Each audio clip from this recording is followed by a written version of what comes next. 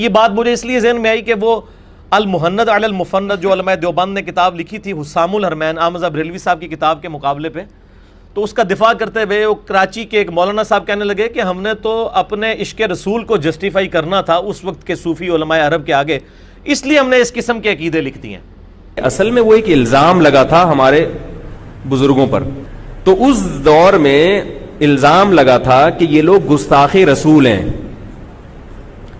سمجھ میں آ رہی بات؟ تو وہ الزام لگا اور حرمین کے علماء کے پاس وہ بھیجا گیا، ہمارے اکابر کی عبارتوں کو توڑ موڑ کے، جیسے وہ میں نے اتوار میں بیان کیا تھا نا اشرف علی رسول اللہ والا الزام، ایسے بہت سارے الزام لگا کے سعودی عرب میں، اس وقت سعودی نہیں تھا، حکومت سعودیہ نہیں تھی، جو علماء تھے اس وقت، تو وہاں جب بھیجا گیا تو وہاں کے علماء نے پھر ہندوستان کے ان علماء کے خلاف ایک فتویٰ صادر کیا کہ یہ لوگ گستاخ رسول ہیں۔ پھر علماء نے اس کے جواب میں ایک رسالہ لکھا اور ان عبارتوں کی تحقیق لکھی کہ یہ توڑ موڑ کے پیش کی گئی ہیں، حقیقت ایسی نہیں ہے۔ تو پھر انہوں نے بتایا کہ ہم تو رسول اللہ صلی اللہ علیہ وسلم سے اتنی عقیدت رکھتے ہیں کہ ہمارا تو یہ نظریہ ہے کہ نبی کے جسد اطہر کے ساتھ جو مٹی چھو رہی ہے وہ عرش اور کعبہ سے بھی افضل ہے، اتنی محبت ہے، ہم گستاخ رسول کیسے ہو سکتے ہیں؟ تو یہ اس اعتراض کے جواب میں لکھا گیا ہے، سمجھ میں نہیں آ رہی بات؟ اور پھر اس پر مکہ اور مدینہ کے درجنوں علماء نے دستخط کیے ہیں کہ ان علماء کے عقیدے قرآن و سنت کے خلاف نہیں ہیں، اور ان پر گستاخی رسول کا جو الزام لگا ہے اس الزام سے یہ لوگ بری ہیں۔ سمجھ میں نہیں آ رہی بات؟ میرا خیال ہے تو اس مجبوری سے یہ لکھا گیا ہے۔ تو ان سے زیادہ عشق رسول تو جسٹیفائی کرنا چاہیے تھا عبداللہ بن عمر کو رضی اللہ تعالیٰ عنہ، جن کا آپ سن چکے کہ سفر پہ جانے سے پہلے اور واپسی پہ مسلسل حاضری دیا کرتے تھے۔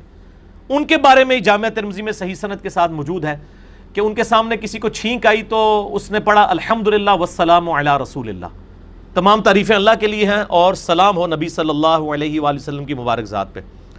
تو انہوں نے کہا میں بھی کہتا ہوں الحمدللہ والسلام علی رسول اللہ، لیکن چھینک کے اوپر ہمیں نبی صلی اللہ علیہ وآلہ وسلم نے یہ تعلیم نہیں فرمایا، تم صرف کہو الحمدللہ، تم نے والسلام علی رسول اللہ ساتھ کیوں پڑھا؟ کہ مولانا صاحب کو میں سن رہا تھا، مجھے بڑا افسوس ہوا کہ یہ لوگ علم کے نام کے اوپر بے زبان انسانوں کو سامنے بٹھا کے، بے زبان بھی کہنا چاہیے اور یہ کہنا چاہیے جن کی عقل بھی معاف کی ہوئی ہے ان لوگوں نے، ان کو سامنے بٹھا کے کیسی باتیں بتا رہے ہوتے ہیں اور پھر بار بار میں کہہ رہے ہیں لگتا ہے نہیں سمجھ آئی۔ سمجھ میں نہیں آ رہی بات؟ سمجھ میں نہیں آ رہی میرا خیال ہے بات؟ سمجھ میں نہیں آ رہی میرا خیال ہے بات؟ سمجھ میں نہیں آ رہی میرا خیال ہے بات؟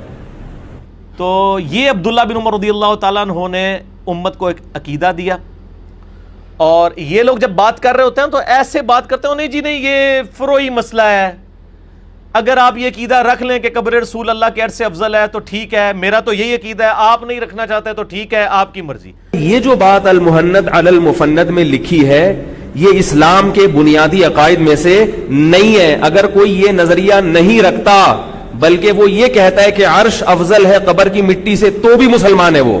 میرے بھائی یہ دین جو ہے وہ نعوذ باللہ آپ کے گھر کی لونڈی ہے کہ آپ جس طریقے سے اس کو مرضی مولڈ کر لیں، یہ فروع کا مسئلہ ہی نہیں ہے۔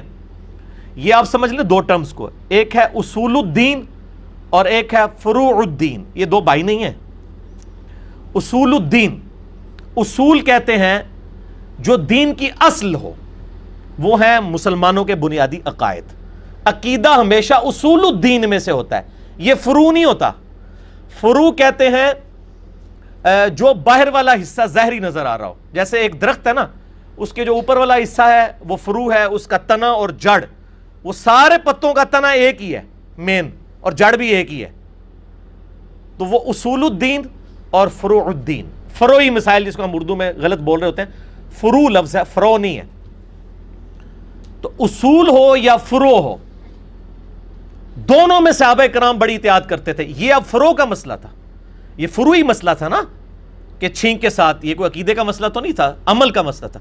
اس میں بھی عبداللہ بن عمر نے اسے ٹوک دیا، اور یہ کہنا کہ نبی علیہ السلام کی قبر مبارک اللہ سے عرش سے افضل ہے، یہ آپ دین میں خود سے انجیکٹ کر رہے ہیں اور کہہ رہے ہیں یہ فروعی مسئلہ ہے، آپ راکھ بھی لیں تو خیر، نہ بھی رکھیں خیر، یہ تو اصولی مسئلہ ہے۔